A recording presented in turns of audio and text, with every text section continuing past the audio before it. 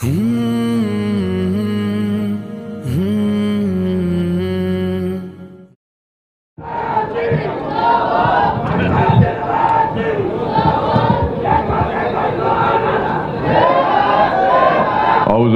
मिनश्शैतानिर्रजीम बिस्मिल्लाहिर्रहमानिर्रहीम।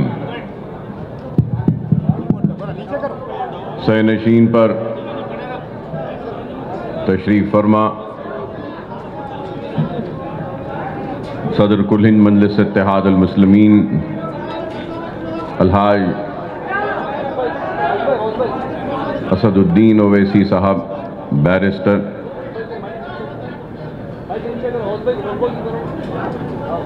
मेरे साथी अराकीन असम्बली व मोतमद उमूमी कुल हिंद मजलिस इत्तेहाद अल मुस्लिमीन जनाब अहमद पाशा क़ादरी साहब,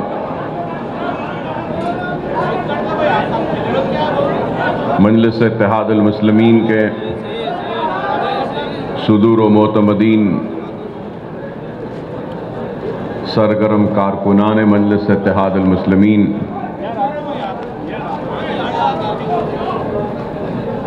और घरों में बैठकर सुनने वाली मेरी इज़्ज़त माब पर्दानशीन माँ और बहनों, मैं अपनी जानिब से मोहतरम नक़ीब मिल्लत सदर कुल हिंद मजलिस इत्तेहाद अल मुस्लिमीन व मुअज़्ज़ज़ रुकन पार्लियामेंट अलहाज असदुद्दीन ओवैसी साहब को मजलिस इत्तेहाद अल मुस्लिमीन की 65वीं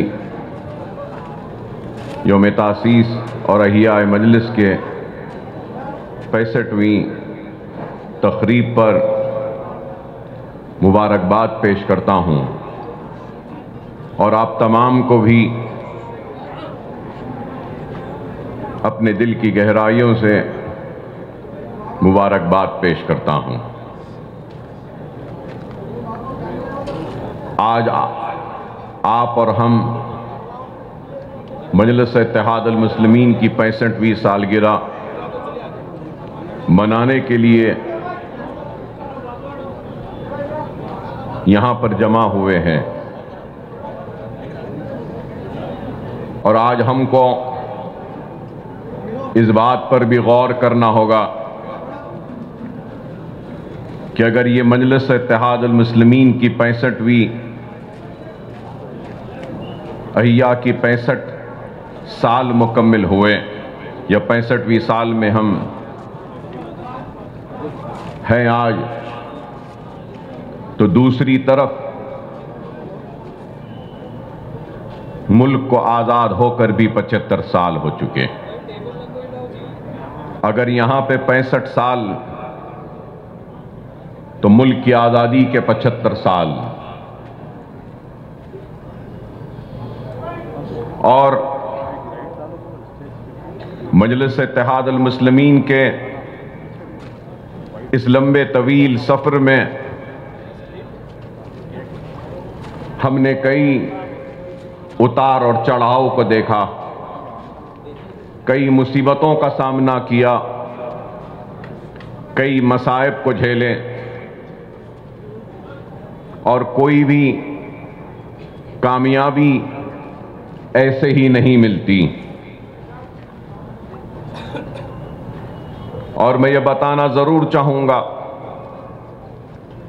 कि मजलिस की सियासत और दूसरी जमातों की सियासत में काफ़ी इम्तियाज़ व फ़र्क है। हमारी सियासत एक मकसद के लिए है, हम तामीरी व अमली सियासत करते हैं, और हमारी सियासत शुरू से ही बामकसद और शफ़ाफ रही है। हमने सिर्फ जज्बाती नारों या जज्बाती तकरीर के जरिए ये 65 बरस का सफर तय नहीं किया। मजलिस इत्तेहादुल मुस्लिमीन की एक अपनी तारीख है। जब हमारे महलात वीरान हो चुके थे, हमारी लहलाती हुई खेतियां उजड़ चुकी थीं, हमारे जागीरें लुट चुकी थीं, हमारा मनसब लुट चुका था, तख्त ताज अजायब घर की जीनत बन चुके थे, महलात वीरान हो चुके थे, कुओं में पानी कम, हमारी तैरती हुई लाशें ज्यादा थीं, आबादियां खाक की ढेर में तब्दील हो चुकी थीं, खौफ और मायूसी हमारा मुखद्दर बन चुका था। तो ऐसे उन हालात में मजलिस इत्तेहादुल मुस्लिमीन का हिया हुआ तो लोगों ने अहिया मजलिस पर भी तनकीदें की, यहां तक कह दिया कि हजारों लाखों की तादाद में इंसानों की जानें गईं, आबादियां वीरान हुई, इस्मतें लुटी, इज्जतें लुटी, महलात वीरान हो गए, और क्या जरूरत है मजलिस इत्तेहादुल मुस्लिमीन की। लोगों ने यहां तक कहा कि क्या ये बस नहीं था कि इतनी लाशें बौलियों में तैर रही हैं, इतनी तबाही और बर्बादी हो गई, बाप बेटे से जुदा हो गया, भाई भाई से जुदा हो गया, बाप के खांधे पर बेटे की मैयत। ऐसे हालात में क्या जरूरत है मजलिस इत्तेहादुल मुस्लिमीन की। अल्लाह फख्र मिल्लत अलैहि रहमा की खबर को नूर से भर दे कि उन्होंने उठने वाले इन आवाजों की परवाह नहीं की। खौफ और मायूसी में रहने वाले उस मजलूम कौम को जगाने के लिए, उनको बेदार करने के लिए, उनको एक मरकज सियासत पे लाने के लिए मजलिस इत्तेहादुल मुस्लिमीन का हिया किया। और जब मजलिस इत्तेहादुल मुस्लिमीन का हिया हुआ तो मजलिस के पास कुछ नहीं था, मजलिस के पास उसका खुद का दफ्तर भी नहीं था। मुझे सालारे मोहतरम का वो जुमला याद आता है कि एक कागज का टुकड़ा और एक टूटा कलम भी हमारे पास नहीं था। ऐसे इन हालात में मजलिस का हिया हुआ और मजलिस इत्तेहादुल मुस्लिमीन आगे बढ़ते गई, काम करती रही, एक मकसद को लेकर, एक मिशन को लेकर आगे बढ़ी। और वो मिशन, वो मकसद क्या था? ये मिशन और मकसद यही था कि कलमे की बुनियाद पर मुसलमानों को मुनज़्ज़म करेंगे, मुत्तहिद करेंगे, एक मरकज़ सियासी पर जमा करेंगे। और अगर कोई मकसद था तो मुसलमानों की कमजोर मईशत को इस्तेकाम बख्शने का था। एक मिशन और मकसद था तो मुसलमानों की तालीमी पसमानदगी को दूर करते हुए इल्म के मैदान में उनको आगे बढ़ाना था। और उसके बाद में आखिर में यह मकसद था कि हम सियासी जिद्दजहद के जरिए इंतखाबात में हिस्सा लेंगे। मजलिस इत्तेहादुल मुस्लिमीन ने 65 बरस के अपने सफर में माशी मैदान में काम किया, तालीमी मैदान में काम किया और सियासी मैदान में भी काम किया। अपने दरवाजों को हर मजलूम के लिए खोला रखा। दारुस्सलाम के दरवाजे आज भी हर किसी के लिए खुले थे, खुले हैं और खुले रहेंगे। बिला लिहाज मजहब हर फरियादी अपने फरियाद को लेकर आ सकता है दारुस्सलाम में, चाहे वो मुसलमान हो, चाहे वो गैर मुस्लिम हो, चाहे वो हिंदू हो, चाहे वो सिख हो या ईसाई हो, चाहे वो ब्राह्मण हो, चाहे वो दलित हो, चाहे वो एसटी हो, चाहे वो बीसी हो, कोई भी हो, अल्लाह को मानने वाले के लिए भी दरवाजे खुले हैं, तो भगवान को मानने वाले के लिए भी दरवाजे खुले हैं, तो गॉड को मानने वाले के लिए भी दरवाजे खुले हैं। तो अगर कोई अल्लाह भगवान गॉड को नहीं मानता है तो उसके लिए भी हमारे दरवाजे खुले हैं। हम हर फरियादी, हर मजलूम की आवाज को सुनते हैं और उस मजलूम की फरियाद को न सिर्फ सुनते हैं बल्कि हमारे जानिब से जो मुमकिन मदद हो सकती है हम करते रहे हैं। मजलिस इत्तेहाद अल मुस्लिमीन ऐसे ही आगे नहीं बढ़ी। मजलिस इत्तेहाद अल मुस्लिमीन कई कुर्बानियों के बाद फखर मिल्लत अलैहिर्रहमा 11.5 महीने जेल की सोहबतों को बर्दाश्त करते रहे। घर की लाइट काट दी गई, पानी बंद कर दिया गया, बैंक के खातों को मुंजमद कर दिया गया, जब्त कर लिया गया।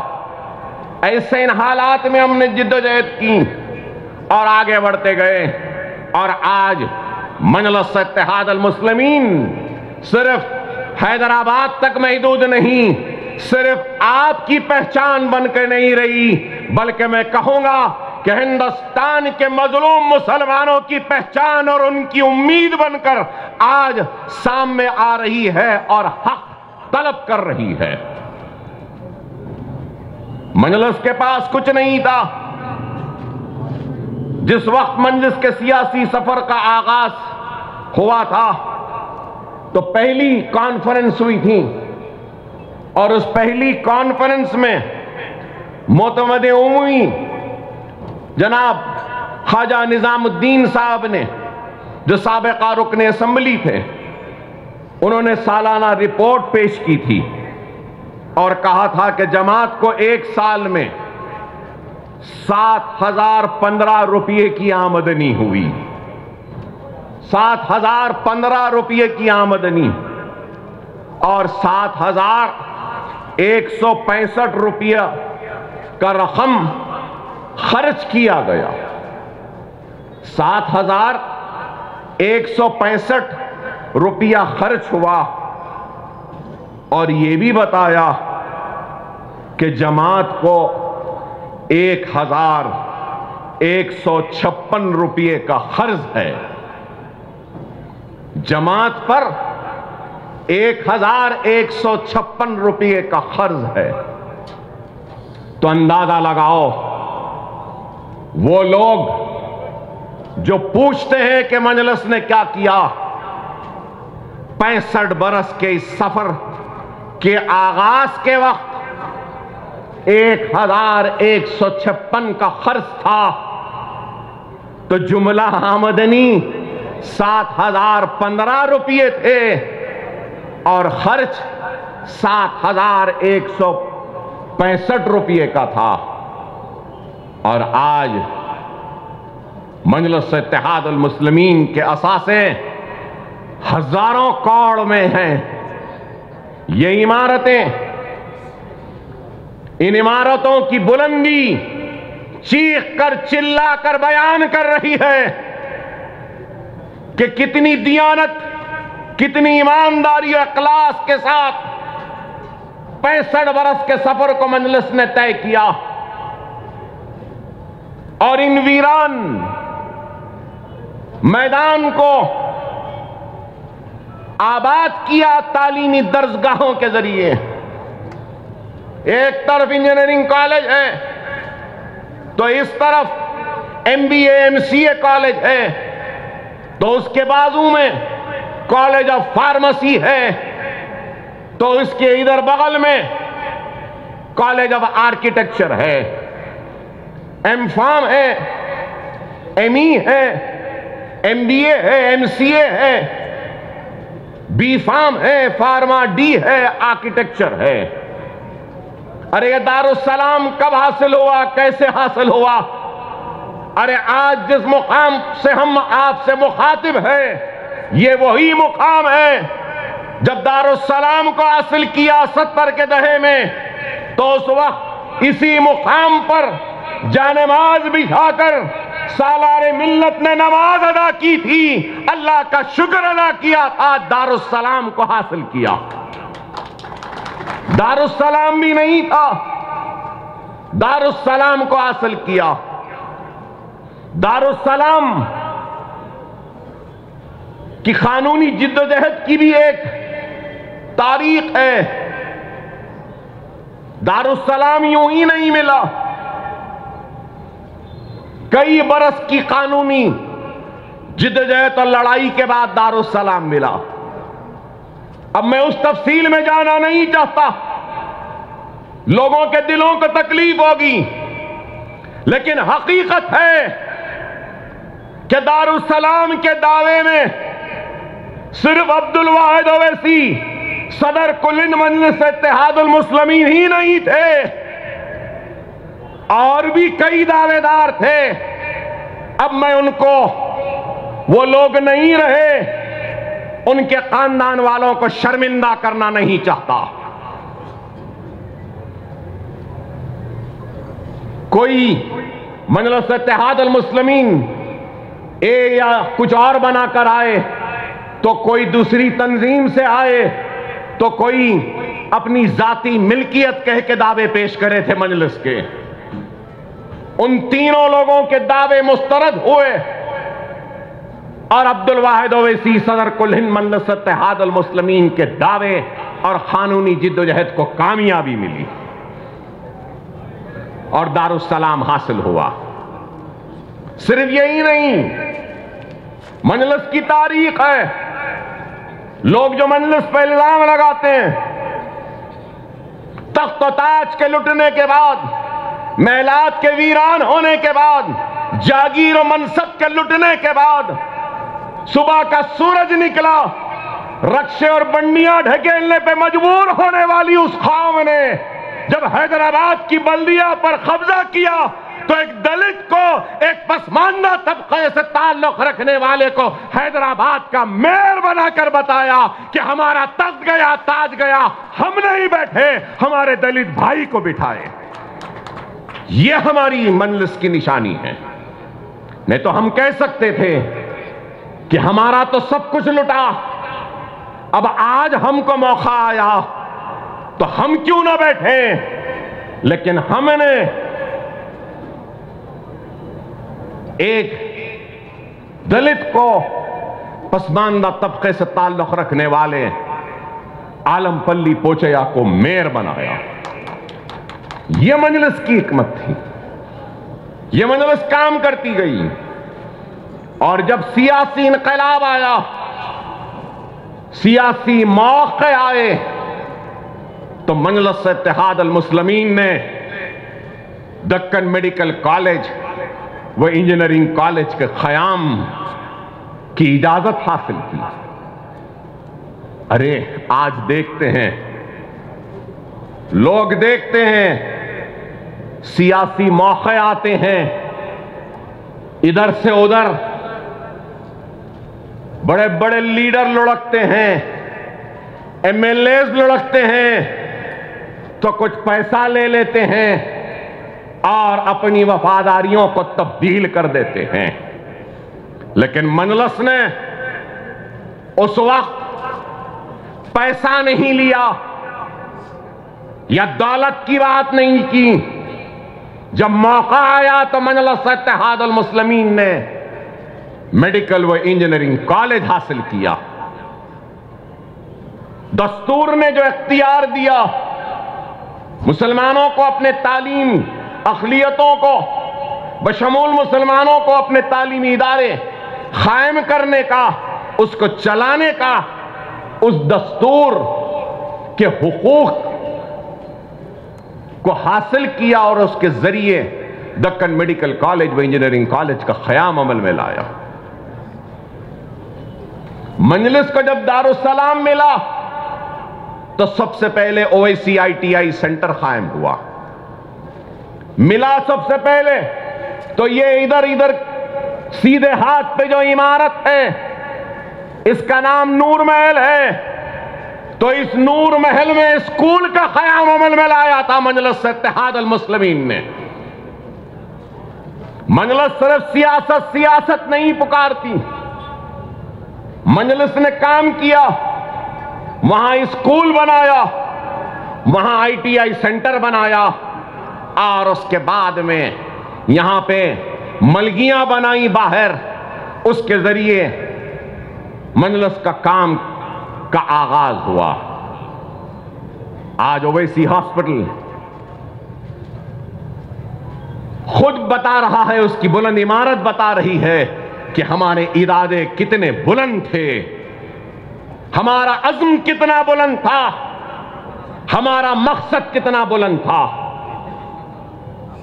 आंध्रा की तारीख हो या तेलंगाना की तारीख में ख़याम दक्कन मेडिकल कॉलेज और ख़याम दक्कन इंजीनियरिंग कॉलेज से पहले कितने मुसलमान डॉक्टर्स निकले थे, कितने मुसलमान इंजीनियर निकले थे। 1984 से पहले चंद 100 मुस्लिम डॉक्टर भी नहीं थे पूरे आंध्रा में, लेकिन आज दक्कन मेडिकल कॉलेज व इंजीनियरिंग कॉलेज एक साल में अपने क़याम के 40 साल मुकम्मिल कर लेगा और 40 साल में हजारों डॉक्टर आज दुनिया के हर कोने में हैं, मशहूर है, मारूफ है और तिब की दुनिया में अपना नाम कमा रहे हैं। क्या ये काम, ये कारनामा नहीं? हमारे दवाखाने किसी दवाखाने से कम नहीं, चाहे ओवैसी हॉस्पिटल हो या असरा हॉस्पिटल हो। नकीब-ए-मिल्लत बैरिस्टर असदुद्दीन ओवैसी साहब की क़यादत में असरा हॉस्पिटल 1200 बिस्तर तक पहुंच गया। क्या ये कामयाबी व कारनामा नहीं है? आज कम से कम कीमतों पे इलाज का इंतजाम है। 1000 से जायद दिन में 2000 के आउट पेशेंट होते हैं असरा दवाखाने में। ओवैसी हॉस्पिटल में 1500, करीब 3500 4000 की ओपी रहती है। इस माह 28 दिन का फरवरी का महीना 1052 इन पेशेंटों ने इलाज करवा के हॉस्पिटल से डिस्चार्ज लिया, तो सिर्फ असरा हॉस्पिटल से। ओवैसी हॉस्पिटल से 900 चिल्लर सिर्फ फरवरी के महीने में 900 इन पेशेंट इलाज करा के अपने घरों को गए। क्या किसी को अंदाजा है ये कितना बड़ा काम है? क्या कोई जानता है कि कितनी मुसीबत के साथ इन इदारों को चला रहे हैं? अरे जो जमात 156 रुपये के कर्ज में थी, आज वही जमात 4500 घरों को पाल रही है। हमारे इदारों में नौकरियां देकर करोड़ों रुपये की तनख्वाह माहाना दी जाती है। Medical college, engineering college, MBA college, MCA college, pharmacy college, architecture college, Owaisi hospital, Wasra hospital से किसी को अंदाजा नहीं होगा। 9.5 करोड़ रुपए की तनख्वाह महाना जाती है इन इदारों से। अरे ये काम है, ये काम किया, सिर्फ बातें नहीं की। एक तरफ हिंदुस्तान की आजादी के अगर 75 साल हैं, तो दूसरी तरफ 65 साल है। लोग इसी से जायजा ले ले, इसी से जायजा ले ले कि 65 बरस में क्या हुआ, 75 बरस में क्या हुआ। अरे मजलिस ने काम किया, अखिलती कमीशन का क़याम, माइनॉरिटी डिपार्टमेंट का क़याम, बच्चों की scholarship, overseas scholarship, minority commission का क़याम, उर्दू एकेडमी का क़याम, कितना काम। अनीसुल गुरबा की इमारत, शादी मुबारक में 2 लाख चिल्लर मुसलमान बच्चियों को उनकी शादी के लिए इमदाद, 17 लाख बच्चों को स्कॉलरशिप मिल चुकी। रियासत तेलंगाना में तेलंगाना के क़याम से लेकर आज तक 4% तहफ़्फ़ुज़ात जारी हैं। फिर पूछते हैं कि मजलिस ने क्या किया। अरे आपको सुनकर हैरत होगी कि इस असेंबली सेशन में मजलिस इत्तेहादुल मुस्लिमीन ने करीब 20,000 करोड़ के कामों की मंजूरी हासिल की पुराने शहर की तरक्की के लिए। यह मजलिस इत्तेहादुल मुस्लिमीन का कारनामा है।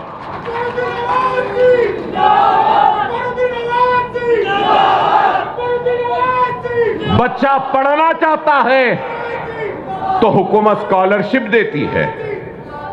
लोग कहते हैं कि मजलिस ने क्या किया। अरे मरकजी हुकूमत ने माइनॉरिटीज का बजट 40% कम कर दिया, लेकिन मजलिस की मौसर नुमाइंदगी और वजूद का नतीजा है, आपके इत्तेहाद की ताकत का नतीजा है कि तेलंगाना में अक़लियतों का बजट 2000 से ज़ायद क्रॉस कर चुका। क्या ये मजलिस की कारकर्दगी या कामयाबी नहीं? नए पुल पर ब्रिजेस की मंजूरी, मिरालम पे हैंगिंग ब्रिज की मंजूरी, सुरमचेरू गुरमचेरू बालापुर की तालाब, ओवैसी हॉस्पिटल के तालाब को मंजूरी, वहां पे काम, पुराने शहर की रोड वाइडनिंग, हाफिज बाबा नगर के सामने एक और फ्लाईओवर, महफिल होटल के पास एक और फ्लाईओवर, और फिर चंद्रायन गुट्टा से आगे बल्लागुड़े के पास एक और फ्लाईओवर, मेहदीपट्टनम रेती बौली से लेकर टोली चौकी तक एक और फ्लाईओवर, फतेह दरवाजे की रोड की वाइडनिंग, किशनबाग के पास की रोड की वाइडनिंग, चंद्रायन गुट्टे में कई रोड वाइडनिंग, चारमीनार में रोड वाइडनिंग, कारवान में रोड वाइडनिंग, चंद्रायन गुट्टे में 500 करोड़ के जरिए सीवरेज की रीमॉडलिंग की मंजूरी, 350 करोड़ कारवान में मंजूरी, मलकपेट में आईटी टावर की मंजूरी। स्टार्टअप्स का आगाज होगा, नौजवान बच्चे अपने स्टार्टअप्स के जरिए काम करेंगे। पुराने शहर में एक मरकज, आईटी सेंटर। अरे क्या क्या बयान करूं। जो सवाल करते हैं मजलिस ने क्या किया, मैं उनसे सवाल करता हूं कि तुमने क्या किया, तुमने क्या किया। अरे मेरे पास तो फेहरिस्त है कि हमने क्या किया। मैं पूछना चाहता हूं कि तुमने क्या किया। पोस्ट ग्रेजुएट स्टडीज के अलावा सुपर स्पेशलिटी के स्टडीज भी आए हैं, रिसर्च हो रहा है हमारे पास, रिसर्च प्रोग्राम्स हैं।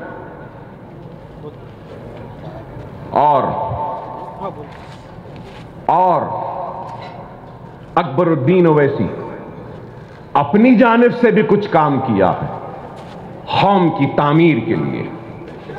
यह तो मजलिस का काम, दारुस्सलाम एजुकेशन ट्रस्ट का काम, नकीब मिल्लत की निगरानी में हुई यह काम अपनी जगह। अकबरुद्दीन ओवैसी का जाती काम, अपनी जेब से किया गया काम, अपने पैसों से किया गया काम। जो पूछते हैं मजलिस ने क्या किया, बेशक ये मेरा जाती काम है, मेरे जेब से हुआ काम है, लेकिन मैं अलग या जमात अलग नहीं, मेरी जात, मेरी पहचान, मेरी शिनाख्त मेरी जमात से है। अगर मेरी जमात, मेरे सदर, मेरे मरहूम बाप का शफकत का हाथ मेरे सर पे ना होता तो शायद मैं भी कुछ काम ना किया होता। नशेमन नगर का स्कूल, जमाल कॉलोनी का स्कूल, हाफिज बाबा नगर का स्कूल, नरकी फूल बाग का स्कूल, अंबरपेट का स्कूल, ये सारे स्कूल्स के अलावा आज हजारों बच्चे इन स्कूलों में ज़ेर तालीम हैं। हजारों इस साल आज से दरखास्तें तलब की जा रही हैं। इस साल बारकस सलाला के स्कूलों में भी तालीम का आगाज होगा। इस साल साबिका दार्जिलिंग स्कूल जो था उसको हमने सालारे Millat KG to PG campus का नाम दिया। वहां पर भी दाखिलों का आगाज होगा। फिर उसके बाद में सदर मोहतरम को याद होगा कि आज से 2-3 बरस पहले हाफिज बाबा नगर में सदर मोहतरम के हाथों से हमने एक फाउंडेशन स्टोन स्कूल का रखा था। उमर कॉलोनी में वो स्कूल की इमारत भी मुकम्मिल हो चुकी है। उसमें भी आइंदा तालीमी साल से एडमिशन्स का आगाज हो जाएगा, तालीमी सरगर्मियों का आगाज हो जाएगा। न सिर्फ उसमें सदर मोहतरम के हाथ में हमने और एक संग बुनियाद रखा था, वो था मुगलपुरा एक शादी खाना था। वहां पे हमने तालीमी दरगाह को बनाया, फख्र मिल्लत के नाम से मौसूम किया। Fakhr Millat centre for educational and career guidance cell बनाया। हम वहां पे तालीम जारी है। Ballaguda Fatima Owaisi KG to PD campus 2 lakh square feet. Talab Mir Jumla Salar-e Millat KG to PD campus 1 lakh square feet. Salala का school 35,000 square feet. Baba Nagar Umar colony का school 36,000 square feet. Fakhr Millat centre for education and career guidance 70,000 square feet पर।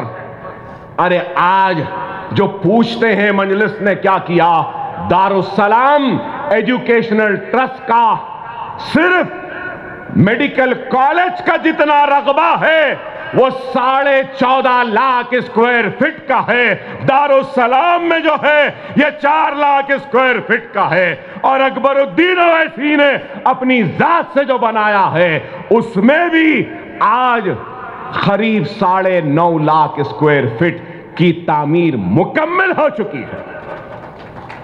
हमने ये काम किया। इस साल 3,000 दाखिले होंगे। फख्र मिल्लत सेंटर में 10th की कोचिंग हो रही है, इंटरमीडिएट की कोचिंग है, कंप्यूटर्स की कोचिंग है, इंटीरियर डिजाइन की ट्रेनिंग है, ओपन स्कूल से 10th लिखाने की कोचिंग, इंटरमीडिएट की ओपन स्कूल की ट्रेनिंग, डिग्री की training, computer courses, skill development programme.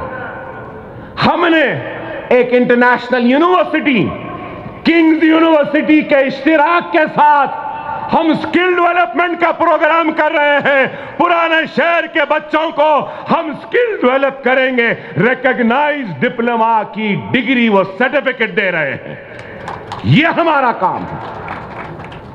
सालारे मिल्लत कैंपस में BSc डिग्री का हम BCom कंप्यूटर्स या फिर BA नहीं कर रहे हैं, हम वहां उस कैंपस में BSc lab technology, BSc anaesthesia, BSc cardiology technician, BSc operation theatre, BSc radiography, BSc chemotherapy, BSc के कोर्सेज को मिला रहे हैं वहां पे।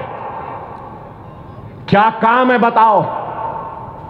ये इंटीरियर डिजाइनिंग का कोर्स, ये कोचिंग क्लासेस,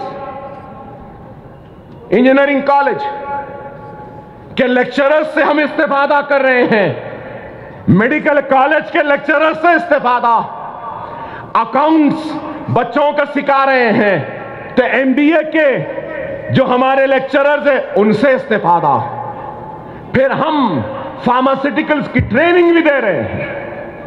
पुराने शहर में ओएसी फार्मास्यूटिकल्स के नाम से हम चेन ऑफ फार्मास्यूटिकल स्टोर्स खोल रहे हैं, जिसके जरिए हम सौ हजारों बच्चों को रोजगार मुहैया करने का इरादा रखते हैं। यह हमारा काम। छोटे छोटे वैनों और ऑटोस के जरिए हम बच्चों को रोजगार देने का मंसूबा रखते हैं, इरादा रखते हैं।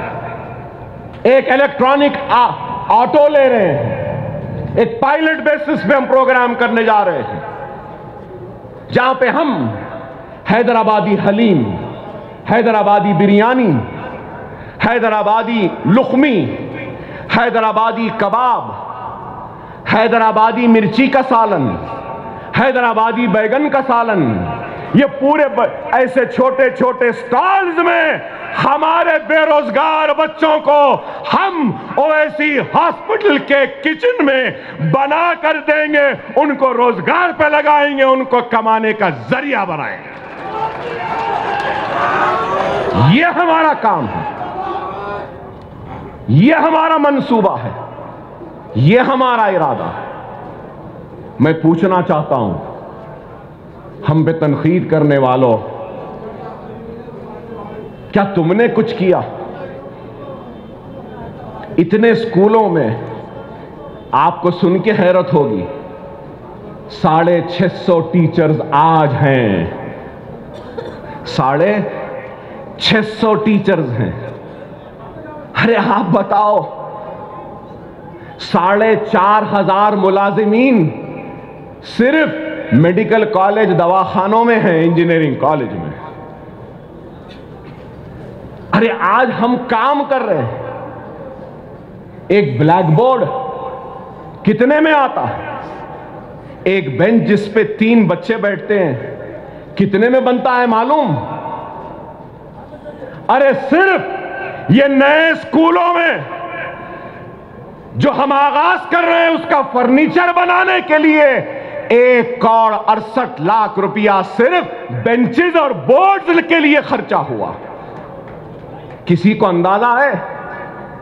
किसी को एहसास है? एक ब्लैक बोर्ड नहीं बनाने वाले, एक बेंच नहीं देते गरीबों को, और हमसे सवाल कर रहे हैं हमने क्या किया? अरे हमने उर्दू मीडियम के बच्चों को किताबें दी, बैग दिया, बॉक्स दिया, 10th की फीस दी, अव्वल दर्जे में कामयाब होने वालों को इनाम देते हैं। यह हमारा काम है, मजलिस का काम है। कोविड के टाइम पे हमने ऑक्सीजन के सिलेंडर्स पुराने शहर में जगह जगह मुहैया करवा दिए। क्या किसी और ने किया? रेमडेसिविर मिलती नहीं थी तो हर एक के लिए हमने बात करके दवाओं का इंतजाम किया, ऑक्सीजन का इंतजाम किया। कोविड में परेशान हाल लोगों के दरवाजों पे दस्तक देकर अनाज को पहुंचाने वालों का नाम मजलिस इत्तेहादुल मुस्लिमीन है। क्या भूल गए? याददाश्त इतनी कमजोर है, हिंदुस्तान में वैसा काम नहीं हुआ। कोविड में जो हमने काम किया, ये नहीं देखा कि भूखा मुसलमान है या हिंदू हो या सिख है या ईसाई। जिसने भी फोन किया उसके दरवाजे पर 15 दिन 1 महीने का अनाज लेकर पहुंचने वालों का नाम मजलिस इत्तेहादुल मुस्लिमीन है। लोग चंद थैलियां देकर फोटो खिंचाते, अरे हमने तो लदी हुई लारियां दे दी आवाम को। ये मजलिस है, ये दिल है हमारा। हम मिट जाएंगे, मर जाएंगे, लेकिन अपनी कौम को तबाह बर्बाद होने नहीं देंगे। यही तालीम फख्र मिल्लत ने दी थी, यही तालीम सालार ने दी, और इसी तालीम पर नकीब मिल्लत और हमारा कीन असम्बली इसी पर चल रहे हैं। अपनी जात के लिए नहीं, कौम की खुशहाली के लिए। तूफान आया, घर डूब गए, तबाह हो गए, तो क्या हमने काम नहीं किया? हिंदुस्तान में किसी ने काम किया? बाबा नगर में, दूसरे इलाकों में घरों की फ्रिजों को बनाया, वॉशिंग मशीन को बनाया, हमने इलेक्ट्रिकल काम किया, बर्तन दिया, बिस्तर दिया, कपड़े दिए, अनाज दिया, दवाएं दी। पूरे हैदराबाद में मेडिकल कैंप्स के जरिए 2 करोड़ से जायद की अद्वियात को हमने तकसीम किया। क्या किसी ने किया? क्या किसी ने किया? अरे मेरे पास काम है, मेरे पास काम है। मैं काम बताते बताते सारी रात गुजार सकता हूं, इतना काम है मेरे पास, मेरी जमात के पास, मजलिस इत्तेहादुल मुस्लिमीन के पास, मेरे सदर के पास। तुम्हारे पास क्या है? हम पे इल्जाम लगाने वालों, तुम्हारे पास क्या है? फिर पूछते 65 बरस पहले जो सवाल हुआ था, मजलिस की क्या जरूरत है? 65 बरस बाद वही सवाल, मजलिस क्यों आ रही है? गुजरात मजलिस क्यों आ रही है? उत्तर प्रदेश मजलिस क्यों आ रही है? मध्य प्रदेश मजलिस क्यों आ रही है? महाराष्ट्र मजलिस क्यों आ रही है? मजलिस अपने कामयाबी का एक्सपेरिमेंट लेके गुजरात आ रही है, मध्य प्रदेश आ रही है, उत्तर प्रदेश आ रही है, महाराष्ट्र आ रही है, राजस्थान आ रही है, तो हमारी कामयाबी के दास्तानों को लेकर आ रहे हैं। और उन लोगों से सवाल है जो हमसे पूछते हमने क्या किया? हमने इतना किया। उत्तर प्रदेश के मासूम नादान मुसलमान मेरे भाई, मैं तुमसे पूछना चाहता हूं, 75 बरस में तुमको क्या मिला? हिंदुस्तान की तारीख में 75 बरस में कांग्रेस भी थी, 75 बरस में जनता भी थी, 75 बरस में जनता दल भी थी, 75 बरस में नेशनल फ्रंट भी थी, 75 बरस में समाजवादी भी थी, 75 बरस में बहुजन समाज भी थी, 75 बरस में कांग्रेस भी थी, 75 बरस में एनसीपी भी थी, कई जमातें थीं। तो सवाल ये है, 75 बरस की आजादी के बावजूद भी सबसे पीछे, सबसे पिछड़ा हुआ, सबसे आखिर में मुसलमान क्यों है? इस सवाल का जवाब दो ना। अरे इस सवाल का जवाब दो। उत्तर प्रदेश में पिछड़ा हुआ मुसलमान क्यों है? मध्य प्रदेश में पसमानदा मुसलमान क्यों है? हिंदुस्तान की जेलों में मुसलमान ज्यादा क्यों हैं? हिंदुस्तान में बेरोजगार मुसलमान क्यों हैं? हिंदुस्तान में गरीबी का शिकार मुसलमान क्यों है? मुफलिसी का शिकार मुसलमान क्यों है? मुसलमान की बस्तियां रोड ड्रेनेज के लिए आज भी बिलबिला रही हैं, तो क्यों है? जवाब दो ना। इसका जवाब नहीं देंगे। सिर्फ यही मजलिस बी टीम। अरे बाबा, तुम ए टीम थे ना कांग्रेस के, तो मुसलमान को क्या दिए? तुम ए टीम थे ना नेशनल फ्रंट के, तो क्या दिए मुसलमान को? तुम दुहाई देते थे ना जनता पार्टी की, क्या दिए मुसलमान को? कुछ नहीं। रमजान में टोपी पहन के आ गए, एक खजूर मुसलमान के मुंह में दे दिए, गरीब नवाज सरकार के लिए चादर भिजा दिए, हो गया। चलो, उससे नहीं हुआ, मुसलमान नाराज, तो चलो गोपाल सिंह कमीशन बना दो। मुसलमान नाराज तो ये कमीशन बना दो। मुसलमान नाराज तो वो कमीशन बना दो। मुसलमान नाराज सच्चर कमीशन बना दो। मुसलमान नाराज तो कुंडू कमेटी बना दो। बस इतने कमीशन बने, इतने कमेटियां बनी, क्या मिला? क्या मिला? लोग मेरे इस जुमले पे शायद एतराज करें, कबूल भी ना करें। हर किसी की अपनी राय है, मेरी अपनी राय है कि 75 बरस में हर किसी ने हमारा इस्तेमाल किया, इस्तेहसाल किया, हमको वोट बैंक की तरह ट्रीट किया, खजूर खिला के खुश किया, टोपी पहन के हमारे सामने आके खुश किया, या चादर भेज के खुश किया। 75 बरस में हम तबाह होते रहे, बर्बाद होते रहे, लुटते रहे। क्या कांग्रेस की दौर में मलियाबाद का फिसाद नहीं हुआ? क्या यही सेक्युलर पार्टियों के दौर में अहमदाबाद का फिसाद नहीं हुआ? क्या जयपुर का फिसाद नहीं हुआ?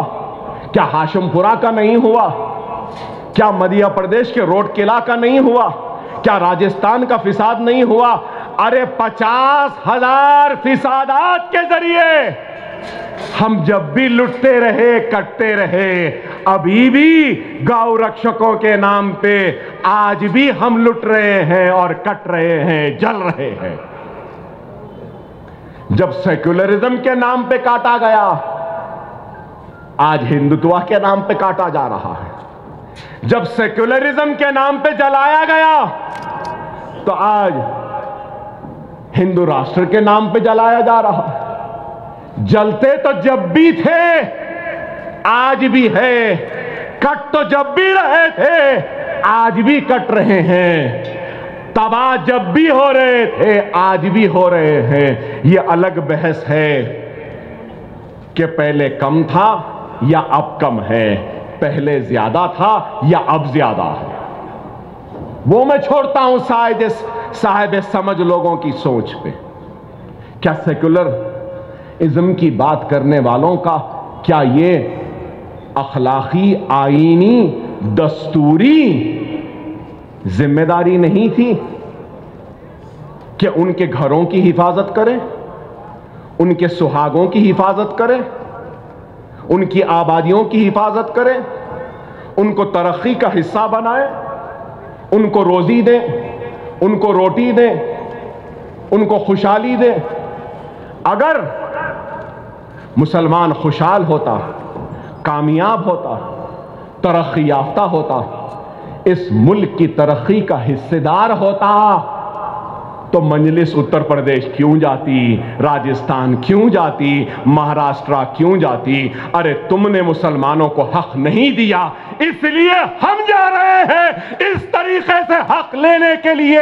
अगर नहीं देता तो हम अपनी सियासी जिद्दोजहद के जरिए ये कामयाबियां जो हमने तेलंगाना में हासिल की, वो कामयाबियों को हासिल करने के लिए जा रहे हैं। दवाखाने बनाने जा रहे हैं, तालीमी दरसगाहें बनाने जा रहे हैं, 4% तहफ़्फ़ुज़ात दिलाने जा रहे हैं, शादी मुबारक वहां भी लाने जा रहे हैं, स्कॉलरशिप बच्चों को दिलाने जा रहे हैं। अरे आज बुरा दिखेगा कि अकबर ओवैसी मुसलमान की बात करता है। हां करता हूं, बेशक करता हूं। क्यों करता हूं? कभी इस पे भी तो गौर करो।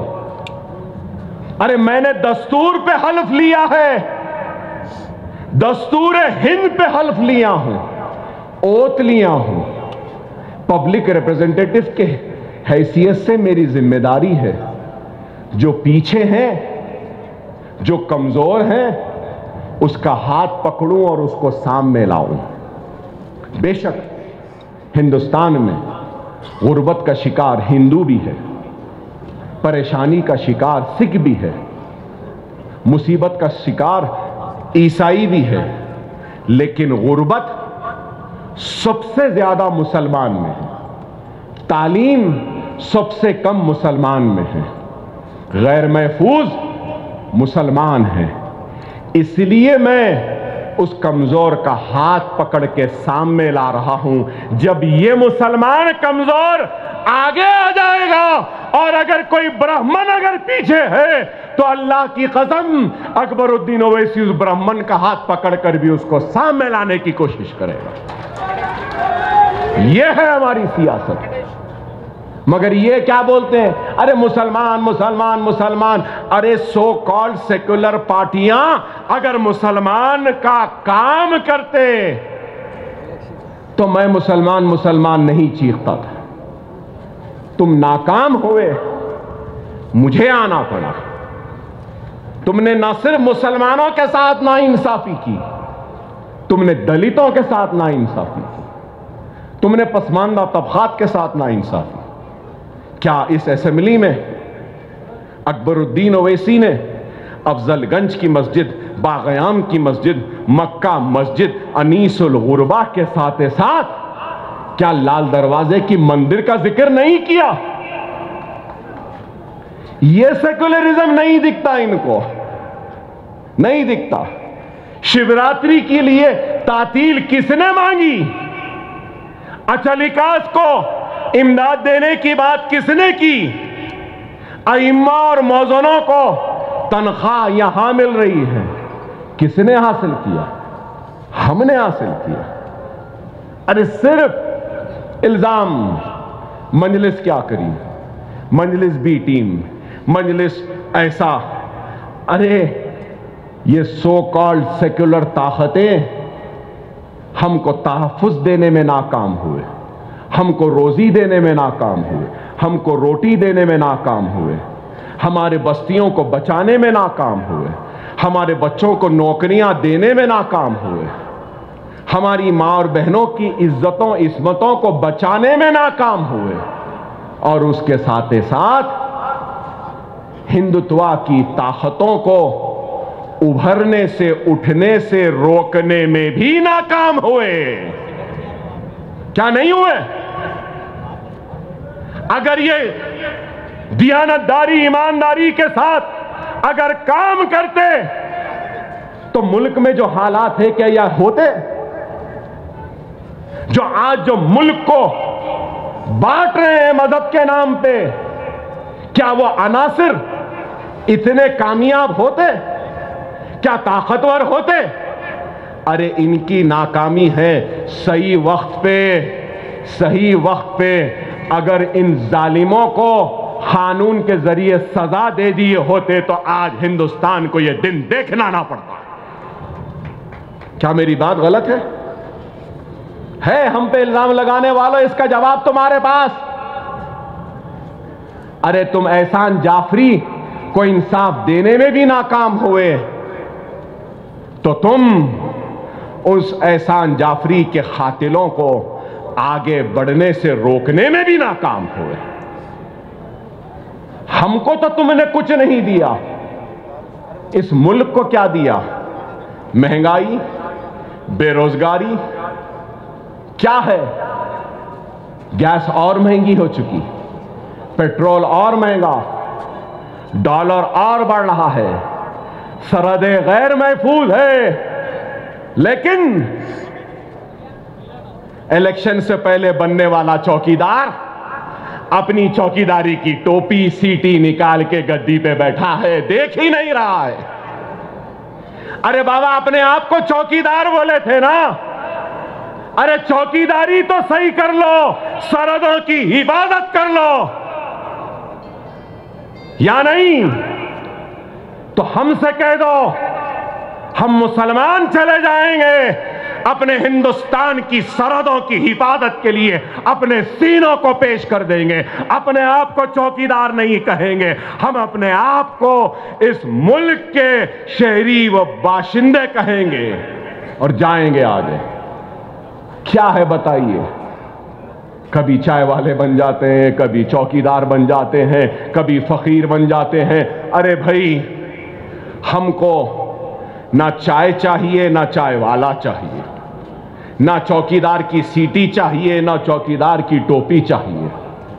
हमको ना फकीर चाहिए, ना फकीर का थैला चाहिए, हमको एक ताकतवर वजीर आजम चाहिए। वो एक ताकतवर वजीर आजम दे दो, बस यही काफी है। गरीबों के लिए कुछ करने वाला दे दे। मुझे हैरत होती है, आज भी याद आता है क्या क्या नहीं बोला। यह भी बोला था कि पहले शौचालय बाद में देवालय।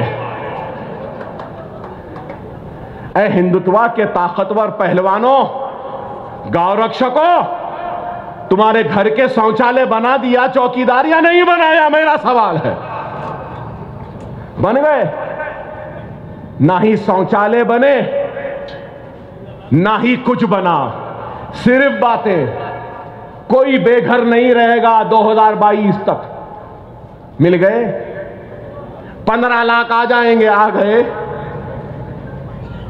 ट्रिलियन इकॉनमी हो जाएगी, इतनी ट्रिलियन उतनी ट्रिलियन हो गई। कुछ नहीं हुई, सिर्फ बातें, सिर्फ बातें। मैं पहले भी कहता था बेहतरीन अदाकार है, बेहतरीन अदाकार है। वही अदाकारी, वही दिखावा। और क्या मिला? मैं बताओ, मुझे बताओ क्या मिला? 10 बरस में खुशहाली मिली, 10 बरस में तरक्की मिली, 10 बरस में शौचालय मिले, 10 बरस में घर मिला, 10 बरस में गैस मिला। अरे कुछ भी नहीं मिला। कोविड में मरने वालों की लाशें गंगा में तैर रही थीं, जलाने के लिए लकड़ियां भी नहीं थी। ऐसा चौकीदार मिला हमको। मेरी बात खराब दिखेगी, क्या गलत कह रहा हूं बताओ? ऑक्सीजन के लिए तड़प तड़प के मरा मेरा हिंदुस्तानी भाई, ऑक्सीजन तक नहीं दे सका। मरने के बाद जलाने के लिए लकड़ी भी नहीं दे सका, अनाज भी नहीं दिया। गैस महंगी, पेट्रोल महंगा, डीजल महंगी, हर एक चीज। बहरहाल बहुत सी बातें हैं, बहुत सी बातें हैं। इंशाअल्लाह फिर कभी मुलाकात होगी तो जरूर कहूंगा, लेकिन आपसे यही कहूंगा कि वक्त और हालात की नज़ाकत को समझो। देखो ये मुल्क कहां जा रहा है। आज हमारी जिम्मेदारी क्या है? जरूरी नहीं है, जरूरी नहीं है कि आज गए और आज ही कामयाबी मिल जाए।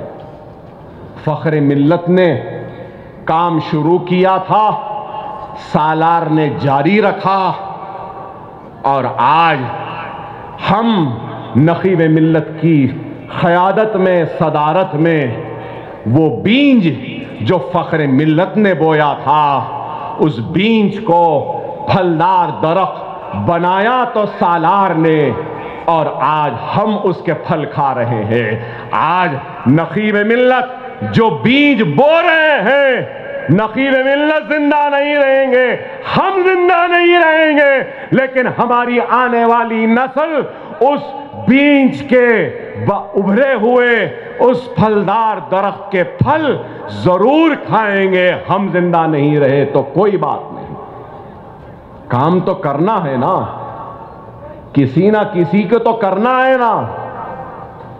65 साल पहले कांटों भरा ताज फख्र मिल्लत ने पहना था, तो आज वो कांटों भरा ताज मुसलमानों की क़यादत को बनाने का जो पहना है, तो वो मर्द मुजाहिद नकीब मिल्लत बैरिस्टर असदुद्दीन ओवैसी है।